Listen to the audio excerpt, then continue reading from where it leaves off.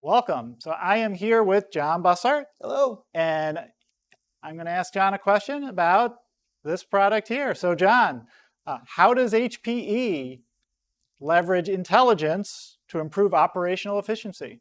Absolutely. So it's all about harvesting data and using that or putting that through an AI engine and giving it back to you as something useful. And what we're looking at here is the Aruba User Experience Insight sensor. So the way I like to describe this product is, say you're going to your corporate website and it's not coming up for one reason or another. What's the problem? Is the website down? Is the internet down? Is the little magic black box the internet provider gives you down? Is the wireless down? Is there something wrong with your laptop? DNS, DHCP, all these things we could go in, and somebody has to troubleshoot that. What this product does is it acts like a user and tests your wireless as well as your wired network on an ongoing basis. And it can be internal services, external services. You can see we're testing the Wi-Fi, DHCP, and gateway and things like that. Right, but this feeds into a bigger thing. So I know when I have to fix our network, right, I have a couple of things I always go to, right, but then it takes me a while to figure out. But here, it looks like I can just look at a happy face and know that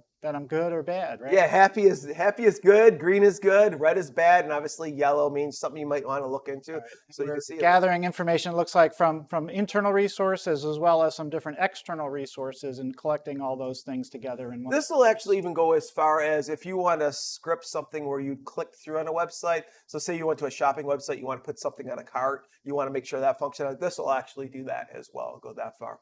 All right, terrific. And actually, it plugs itself up into a bigger view, right, which is Aruba Central. And we could see over here, this is, now what Aruba Central is a management utility from the cloud to be able to manage on-prem switches and wireless devices. And we could see here, again, red is bad, so something's going on with that site. And if I tap on that site here, let me try that again.